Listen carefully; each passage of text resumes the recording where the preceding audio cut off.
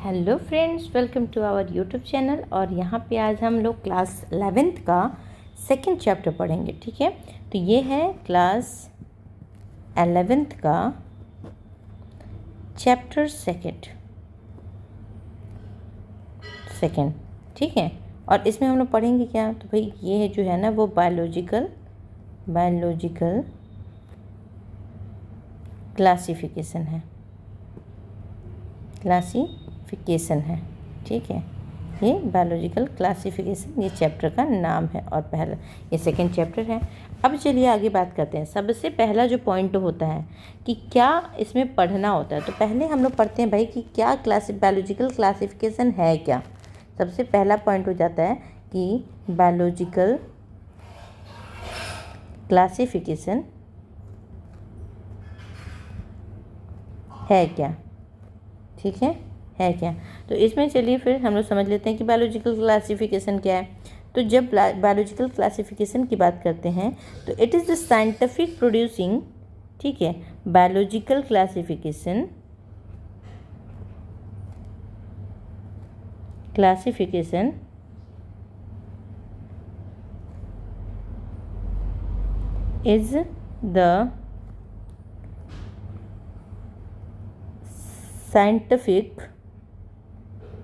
is the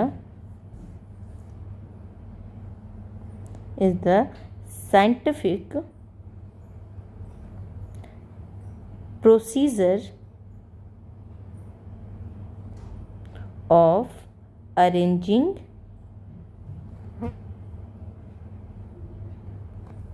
organism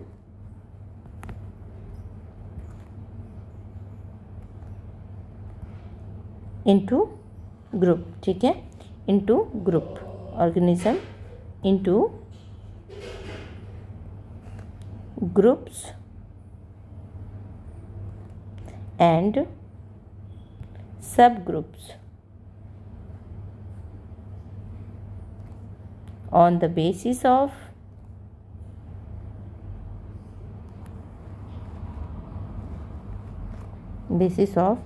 their similarities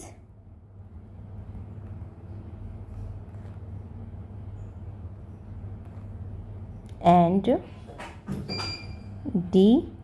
dissimilarities।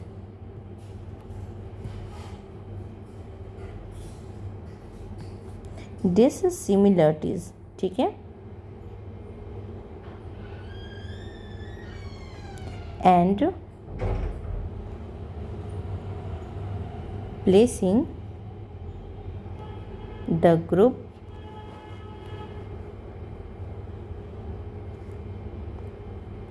in a hierarchy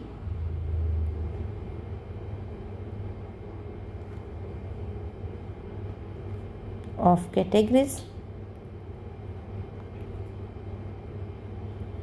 ठीक है, ये क्या है भाई, बायोलॉजिकल क्लासिफिकेशन एक साइंटिफिक प्रोसीजर है जिसमें हम किसी भी ऑर्गेनिज्म के ग्रुप को अरेंज करते हैं, उनके सब ग्रुप को उनकी सिमिलरिटी के बेसिस पे, डिससिमिलरिटी के बेसिस में, मतलब उनमें क्या चीज़ें समान है क्या असमान है, उन चीज़ों पे हम क्या करते हैं इसको, तो इनको हम लोग जो है कि यहाँ पे अरेंज करते हैं। ठीक है, क्या करते हैं, अरेंज करते हैं। ठीक, तो फिर जो है कि आप यहाँ पे लगा लीजिए ऐसे सिमिलरिटीज़ एंड डिससिमिलरिटीज़ के बेसिस पे हम लोग इसको अरेंज करते हैं।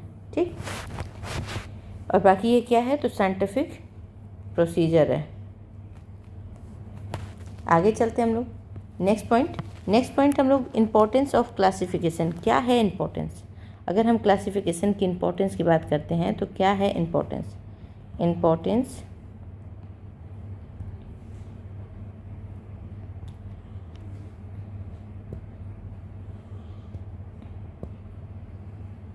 चलिए, इम्पोर्टेंस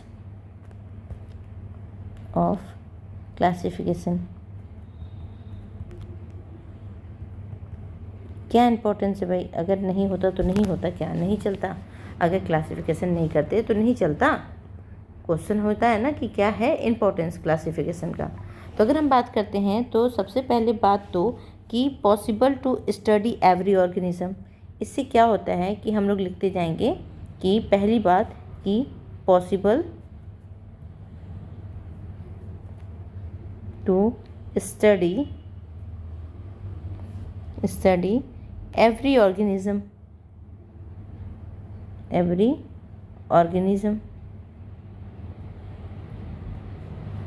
ठीक है। ऑर्गेनिज्म भाई ये जो है इसकी वजह से पॉसिबल है कि हम हर ऑर्गेनिज्म को हर जगह स्टडी कर सकते हैं, ठीक। फिर क्या है भाई, तो it help in identification of new organism. क्या करता है भाई, तो it helps in identification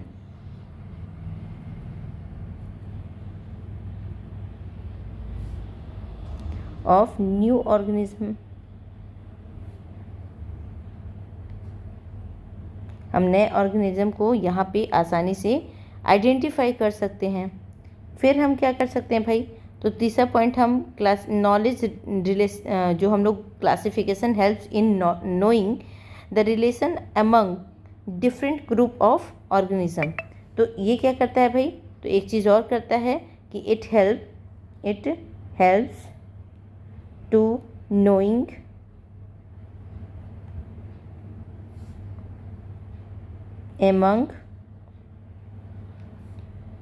amongst different groups of organism।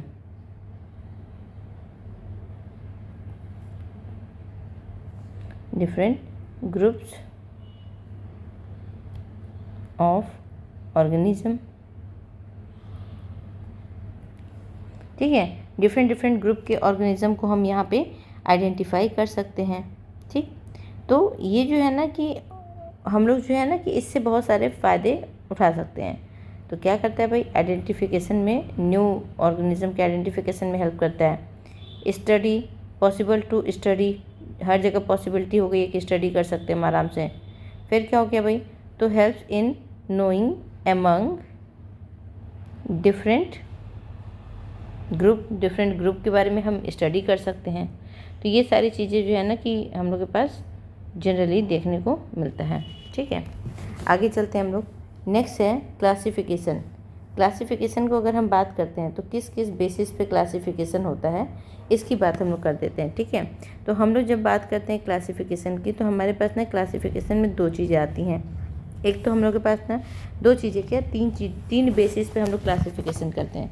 तो हम यहाँ पे लिख सकते हैं क्लासिफिकेशन के टाइप या क्लासिफिकेशन किस बेसिस पे हम करते हैं, ठीक है। तो यहाँ पे हेडिंग आप दे सकते हो कि क्लासिफिकेशन हम लोग एक एक पॉइंट को ना बहुत अच्छे से समझेंगे, मतलब कोई घाई नहीं, कोई जल्दी नहीं। यहाँ पे सब आराम से हम लोग समझते जाएंगे कि सबसे पहले क्लासिफिकेशन किसे कहा गया, ये बताया गया। अब बताएंगे आपको कि क्लासिफिकेशन कितने टाइप के होते हैं। तो हम यहाँ पे ना 3 टाइप के क्लासिफिकेशन लिखते हैं। कौन कौन सा, तो पहला क्लासिफिकेशन का टाइप जो है वो आर्टिफिशियल सिस्टम ऑफ क्लासिफिकेशन है।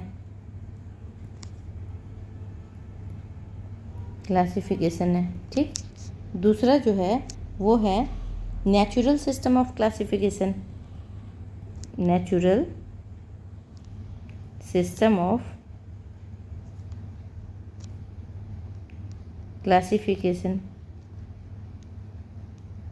और तीसरा जो है उसको बोलते हैं हम लोग इवोल्यूशनरी या फाइलोजेनी, ठीक है, फाइलोजेनेटिक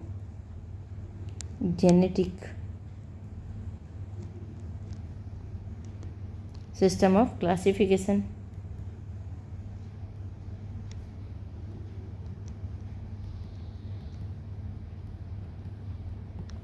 ये 3 हमको जनरली देखने को मिलते हैं।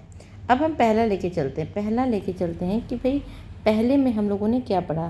तो पहला जो है आर्टिफिशियल सिस्टम ऑफ क्लासिफिकेशन।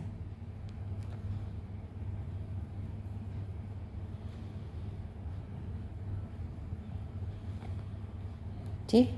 तो आर्टिफिशियल सिस्टम ऑफ क्लासिफिकेशन में अगर हम बात करते हैं तो हमारे पास क्या क्या आ जाता है भाई, कि जब भी कभी आर्टिफिशियल की बात करते हैं तो ओनली 1 और 2 morphological character for the grouping of the organism is used.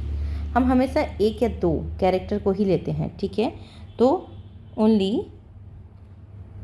1 और कितने भाई, तो 2 मार्फोलॉजिकल कैरेक्टर लेंगे। मार्फोलॉजिकल मतलब बाहर से जो देखने में कैरेक्टर आपको मिलते हैं, तो मार्फोलॉजिकल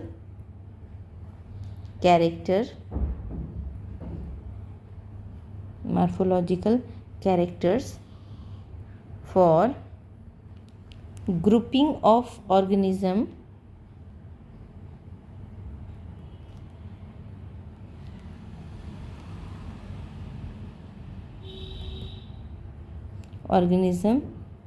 इज़ यूज्ड। हमारे पास जो 1-2 मार्फोलॉजिकल कैरेक्टर लेके अगर कोई ग्रुपिंग करते हैं तो हम उसको बोल देते हैं कि ये जो है वो आर्टिफिशियल सिस्टम ऑफ क्लासिफिकेशन है।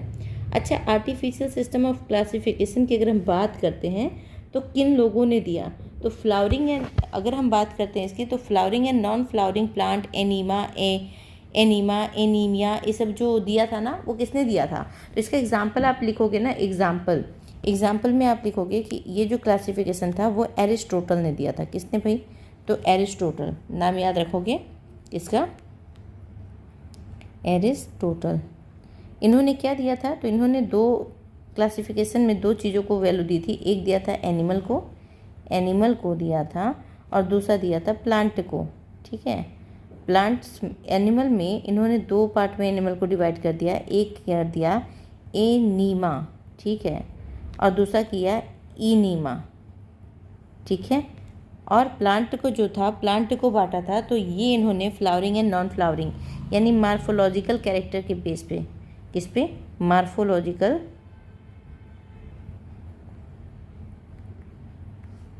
कैरेक्टर, ठीक है, based on morphological character, flowering and non flowering.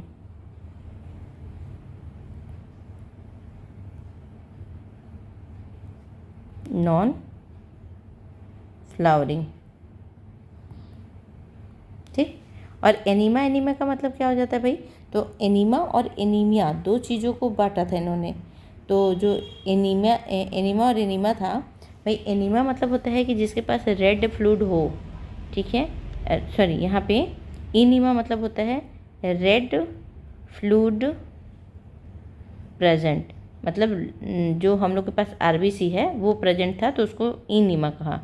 और एनीमा मतलब होता है रेड फ्लूइड एब्सेंट, ठीक। तो जैसे कुछ एनिमल्स में रेड फ्लूइड जो था वो एब्सेंट था, तो उनको एनीमा में रख दिया, और बाकी को इनीमा में रख दिया। तो ये जो क्लासिफिकेशन था ना, वो आर्टिफिशियल क्लासिफिकेशन के बेस पे था, ठीक है। दूसरा हम लोग लेते हैं, तो दूसरा जो हो जाएगा वो हो जाएगा हमारे पास नेचुरल सिस्टम ऑफ क्लासिफिकेशन।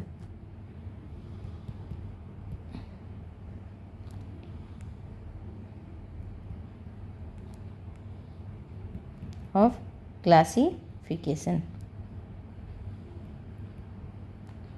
ठीक है। तो नेचुरल सिस्टम ऑफ क्लासिफिकेशन में जब हम बात करते हैं तो इसका क्या होता है कि take into consideration comparatively study of number of characters so as a being our natural similarities and dissimilarities and hence natural relationship। तो ये हमारा जो टू द पॉइंट समझिए कि ये जो डिपेंड है बेस्ड ऑन नेचुरल सिमिलरिटी, ठीक है, नेचुरल सिमिलरिटीज एंड डिसिमिलरिटीज।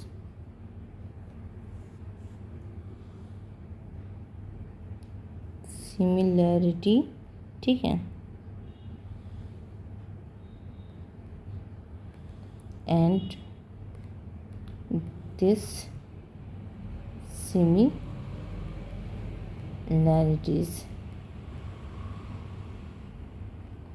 ठीक, पर डिपेंड था। And hence natural relationship, and hence natural relationship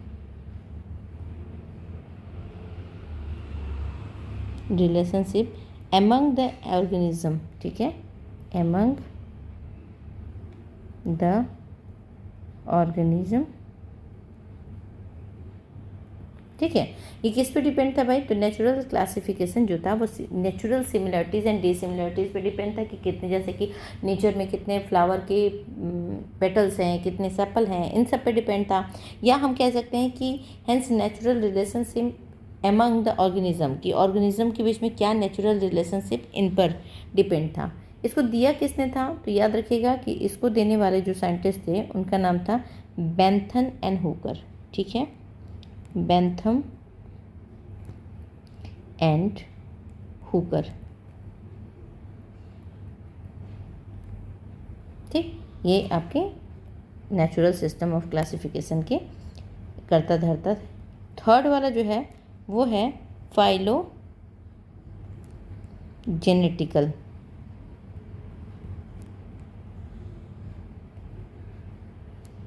system of classification.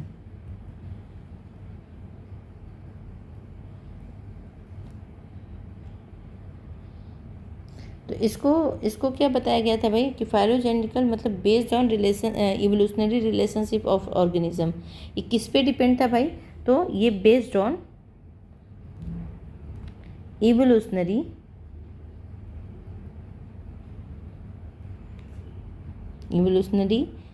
Relationship of organism.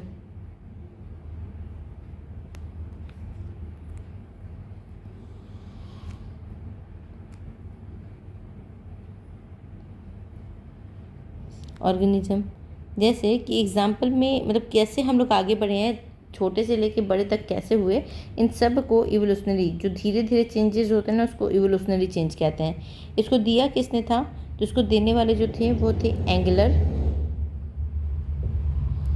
And Prandtl, ठीक है।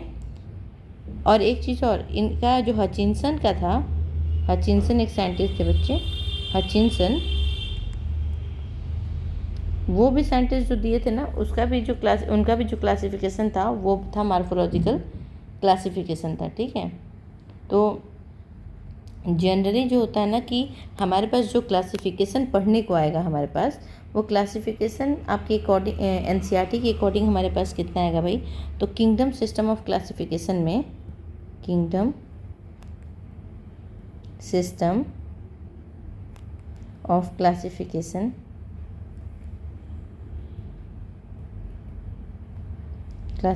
में हमको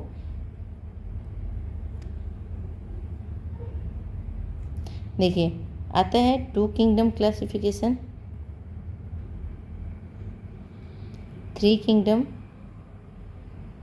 4, 5, फिर 6। ये क्लासिफिकेशन है। 2 किसने दिया था? तो कैरोलस लीनियस ने दिया था। किसने दिया था भाई? तो कैरोलस, ठीक है। चलिए इसको डिटेल में ले चलते हैं, ताकि आपको समझ में भी आए और अच्छा भी लगे, ठीक है। तो ये आप याद कर लीजिए। अभी आगे चलते हैं। अब हम लोग पहला लेते हैं 2 किंगडम क्लासिफिकेशन, ठीक है। 2 किंगडम क्लासिफिकेशन लेंगे और फिर हम लोग आगे बढ़ेंगे। तो देखिए सबसे पहले हम लोग ना किसको लेते भाई? तो हम लोग एकदम मेन पॉइंट पढ़ेंगे। हम लोग ना ज़्यादा घूमना फिरना नहीं है, हम लोग को क्या टू द पॉइंट चलना है हम लोग को, ठीक है। तो अब हम ना एक एक करके चलते हैं। सबसे पहले हम लोग पहला लेते हैं, यानी एरिस्टोटल, क्योंकि इन्होंने भी 2 किंगडम क्लासिफिकेशन दिया था। तो एरिस्टोटल, ठीक। इन्होंने भाई इसको क्या कहते हैं? तो फादर ऑफ बायोलॉजी कहते हैं, एंड जूलॉजी भी कहते हैं, father of biology as well as zoology भी कहते हैं। इनको फादर ऑफ बायोलॉजी, जूलॉजी दोनों कहते हैं। दूसरी बात हम लोग करते हैं कि इन्होंने सबसे पहले मतलब अर्लीस्ट अटैम्प्ट किया था। तो इन्होंने सबसे पहले earliest attempt to classify organism. कितने में? तो भाई अभी पढ़ा हम लोगों ने कि भाई प्लांट और एनिमल, प्लांट एनिमल और वही एनिमा जो ऊपर पढ़े हम लोग वो। दूसरा साइंटिस्ट जो हम लोग लेते हैं, दूसरे थे two kingdom classification, two kingdom, ठीक। टू किंगडम ये भी था, टू किंगडम ये भी था, दोनों था, बट वो बहुत पहले अटेम्प्ट कर लिए थे और इन्होंने बाद में किया, ठीक है, और बाद में किया तो ढंग से किया। तो इनका नाम था कैरोलस लीनियस, ठीक। इन्होंने भी दो प्लांटी और एनिमल में बांट दिया क्लासिफिकेशन को अपने, किसमें? Plant and animal. इनका जो क्लासिफिकेशन था किस बेसिस पे था? तो इनका जो क्लासिफिकेशन बेस्ड ऑन किस पे था बेस्ड? तो भाई देखिए बेस्ड ऑन किसके ऊपर बेस्ड था? तो पहला response to external stimulus, response to external stimulus, पहला पॉइंट इन्होंने लिया क्लासिफिकेशन का। दूसरा लिया इन्होंने मोड ऑफ न्यूट्रिशन,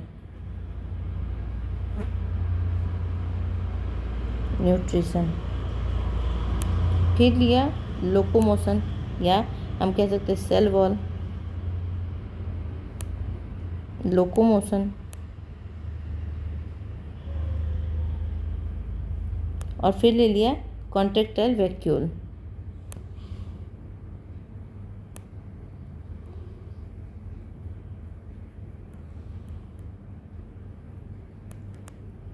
ठीक, कॉन्ट्रैक्टाइल वैक्यूल। अब देखिए ये प्लांट में क्या होता है और एनिमल में क्या होता है। तो रिस्पॉन्स टू स्टिमुलस, प्लांट जो होता है कोई रिस्पॉन्स नहीं देता है, तो नो रिस्पॉन्स, ठीक है। और इसमें क्या होता है? तो भाई रिस्पॉन्स देता है तो गिव रिस्पॉन्स या प्रेजेंट है, ठीक है। फिर अगर हम मोड ऑफ न्यूट्रिशन की बात करते हैं तो ये ऑटोट्रॉपिक होते हैं, ऑटोट्रॉफिक, और ये कैसे होते हैं? तो हेट्रोट्रॉपिक होते हैं।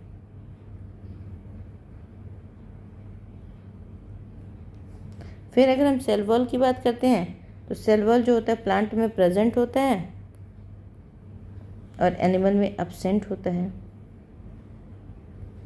फिर अगर हम लोकोमोशन की बात करते हैं तो जो लोकोमोशन होता है वो एनिमल में एब्सेंट होता है, और प्लांट में एब्सेंट होता है, एनिमल में प्रेजेंट होता है। फिर अगर हम बात करते हैं कॉन्ट्रैक्टाइल वैक्यूल की तो प्लांट में एब्सेंट होता है और एनिमल में प्रेजेंट होता है,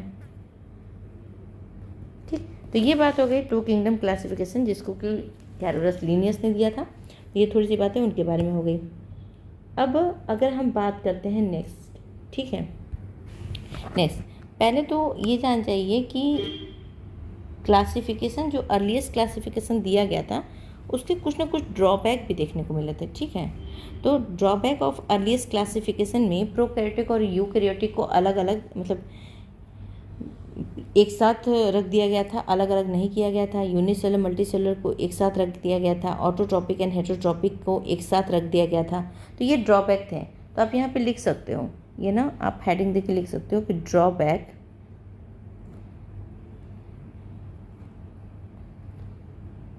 अर्लीस्ट क्लासिफिकेशन। क्या क्या ड्रॉबैक थे भाई? तो पहला ड्रॉबैक था आपका कि प्रोकैरियोटिक और यूकैरियोटिक आर प्लेस टुगेदर, ठीक है।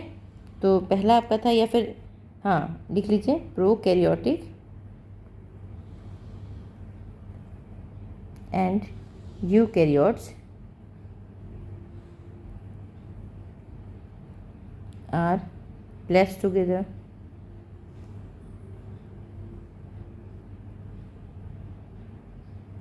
ठीक, जैसे कि अगर हम बात करते हैं तो यहाँ पे हो जाएगा ग्रीन ब्लू एल्गी और ग्रीन एल्गी दोनों साथ में थे। तो यहाँ पे आप लिख दोगे समझाने के लिए कि ग्रीन एल्गी, यहाँ पे आपका ब्लू ग्रीन एल्गी हो जाएगा प्रोकैरियोट में, तो ब्लू ग्रीन एल्गी, एंड यहाँ पे था भाई green algae.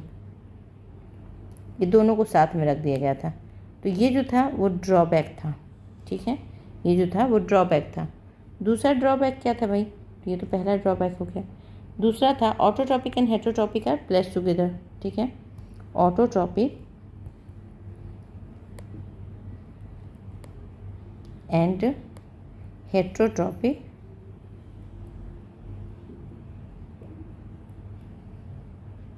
Are placed together, ठीक। ऑटोट्रॉपिक हेटेरोट्रॉपिक में कौन था भाई, तो इसमें था, एक तो था, अगर हम बात करते हैं प्लांट, ऑटोट्रॉपिक हो गया प्लांट, और भाई हेटेरोट्रॉपिक में फंगी था, फंजाई, इन दोनों को साथ में रख दिया गया था। तीसरे पॉइंट की अगर हम बात करते हैं तो तीसरा पॉइंट था कि यहाँ पे unicellular and multicellular placed together, unicellular and multicellular are placed together,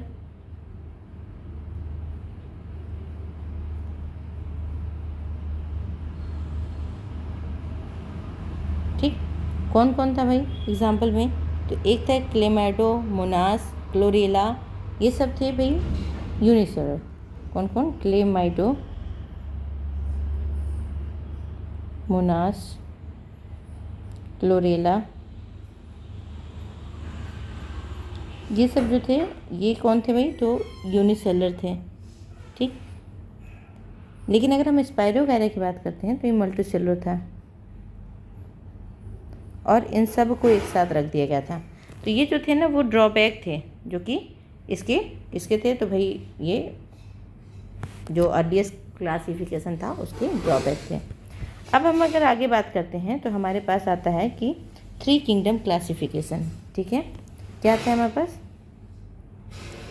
3 kingdom classification,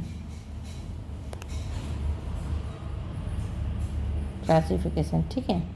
अब 3 किंगडम क्लासिफिकेशन अगर देंगे तो किसने दिया था भाई, तो किसने दिया था, तो अगर हम बात करते हैं हैकल की, तो इन्होंने हैकल ने दिया था, हैकल ने दिया था। क्या क्या दिए थे भाई, तो ये 3 पार्ट में इसको डिवाइड कर दिए थे। एक किए थे प्लांटी, एनिमेलिया, एंड एक था आपका प्रोटिस्टा, ठीक। फिर बात आती है 4 किंगडम क्लासिफिकेशन की, फिर बात आती है 4 किंगडम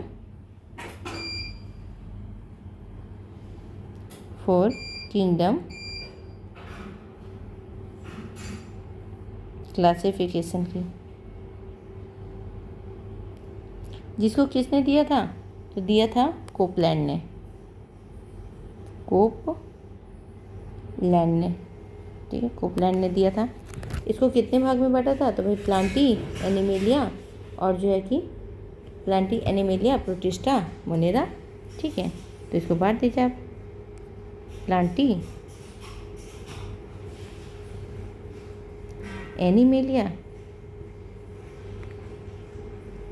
ठीक, और क्या था भाई, तो प्रोटिस्टा और मोनेरा,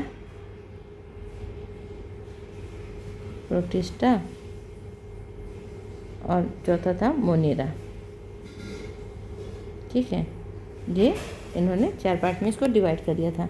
फिर बात करते हैं हम लोग 5th किंगडम क्लासिफिकेशन की।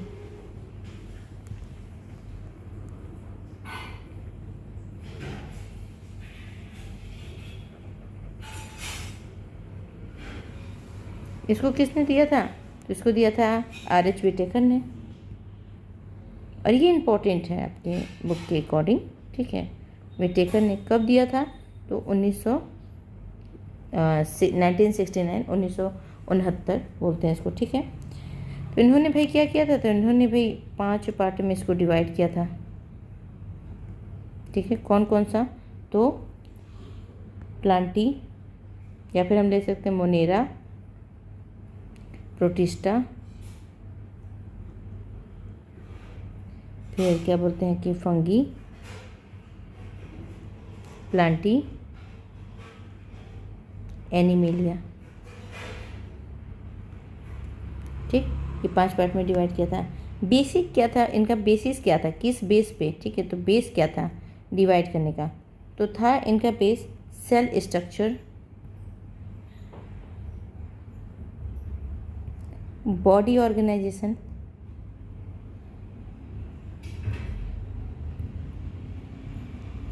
रिप्रोडक्शन,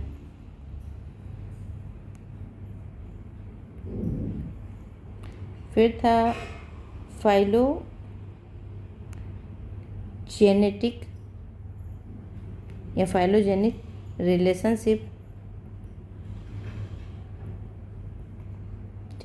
और एक था बॉडी ऑर्गेनाइजेशन, रिप्रोडक्शन, फिर फाइलोजेनेटिक रिलेशनशिप, और एक था मोड ऑफ न्यूट्रिशन। इसमें जोड़ दीजिएगा, हाँ, एक था मोड ऑफ न्यूट्रिशन।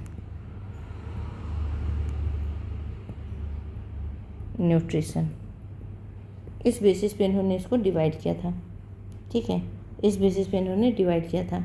अब आर.एच. विटेकर का जो क्लासिफिकेशन था वो इन्होंने क्या किया, मतलब बेनिफिट क्या थे इनके, जो मतलब किस जो विटेकर ने दिया क्लासिफिकेशन वो क्यों मान्यता में आई, तो इन्होंने मल्टी सेलुलर जो अर्लीस्ट ड्रॉबैक था उसको इन्होंने क्या बना लिया, ऑब्जेक्ट बना लिया।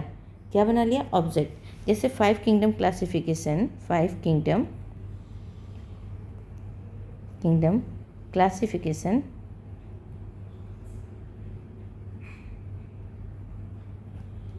को कैसे बांटा गया था, तो सबसे पहले इसमें देखिए क्या क्या था, प्लांटी था, एनिमेलिया था, फंगी था, मोनेरा, और क्या था, तो प्रोटिस्टा था। तो कैसे बांटना शुरू किया, सबसे पहले इन्होंने जो ड्रॉबैक थे उन्हीं को क्या बना दिया, हथियार। तो पहले इन्होंने प्रोकैरियोट रखा, प्रोकैरियोट, और दूसरा रखा यूकैरियोट। और प्रोकैरियोट और यूकैरियोट में क्या रखा, तो प्रोकैरियोट में मोनेरा को रखा और यूकैरियोट में रख दिया प्लांटी, फिर एनिमेलिया, फंगी और प्रोटिस्टा को। ठीक है, अब दूसरा क्या ड्रॉबैक था भाई, तो दूसरा ड्रॉबैक था यूनिसेलुलर मल्टीसेलुलर। अब यूकैरियोट, क्योंकि यहाँ पे तो सिंपल बट गया बेचारा अकेले, अब यहाँ पे बेस रखा, एक को रखा यूनिसेलुलर और दूसरा रखा मल्टीसेलुलर। ठीक है, मल्टीसेलुलर। अब यूनिसेलुलर और मल्टीसेलुलर की जब बात किया इन्होंने, ठीक है, यूनिसेलुलर और मल्टीसेलुलर की जब बात किया तो एक में यूनिसेलुलर में रखा प्रोटिस्टा को, ठीक, और मल्टीसेलुलर में किसको रखा, तो प्लांटी को रखा, एनिमेलिया एंड फंगस को। ठीक, फिर ड्रॉबैक क्या था भाई, तो ड्रॉबैक था कि हेट्रोट्रॉपिक और ऑटोट्रॉपिक की बात थी। ठीक है, तो ये जो था ना, इनको 2 भाग में इन्होंने बांट दिया, एक बांटा ऑटोट्रॉपिक और दूसरा बांटा हेट्रोट्रॉपिक। ठीक, तो ऑटोट्रॉपिक में क्या बांटा भाई, तो ऑटोट्रॉपिक में प्लांट को रख दिया, और हेट्रोट्रॉपिक में फंगी को रखा और एनिमल को रख दिया। अब फिर भाई 2 बच गए, तो अब इनको लास्ट वाला मिला, इन्होंने सेल वॉल के बेसिस पे रख दिया कि एक था सेल वॉल प्रेजेंट और एक था सेल वॉल अब्सेंट। ठीक, तो अब इसमें क्या रख दिया, सेल वॉल प्रेजेंट किस में था, तो फंगी में था।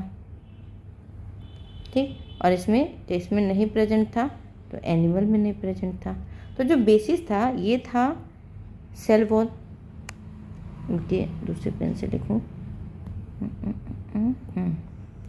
चलिए, ये था सेल वॉल के बेसिस पे, ये था मोड ऑफ न्यूट्रिशन,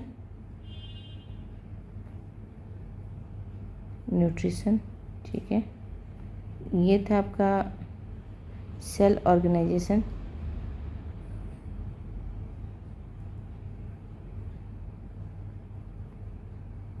और एक हम लोगों ने क्या कहा भाई कि एक था फाइलोजेनेटिक रिलेशनशिप, तो ये था आपका फाइलोजेनेटिक,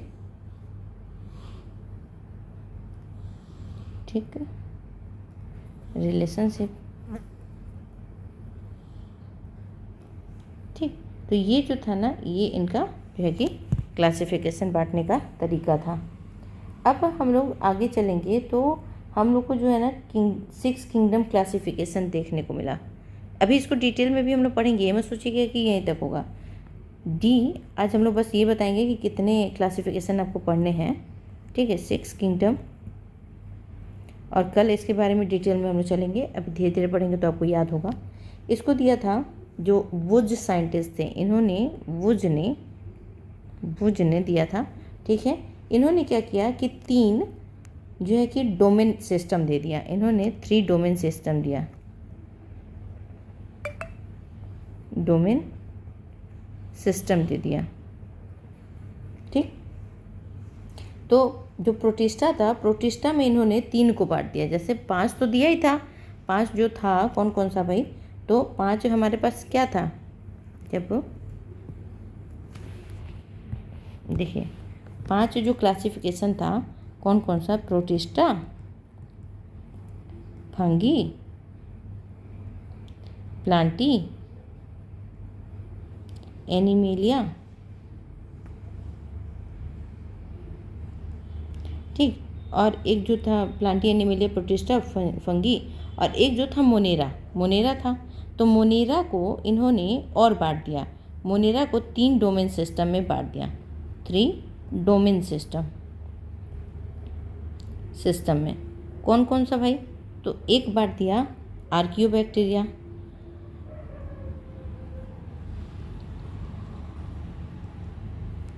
दूसरा बांट दिया यू बैक्टीरिया, और तीसरा बांट दिया यू कैरियोट्स, ठीक। तो अब यू कैरियोट्स में इन्होंने इन सब को बांटा, इन सब को, तो ले दे के 5 था, लेकिन मोनेरा को इन्होंने 3 डोमेन्स में बांट दिया, जिसमें यू कैरियोट्स को ऊपर के सभी चीज़ों में बांटा था।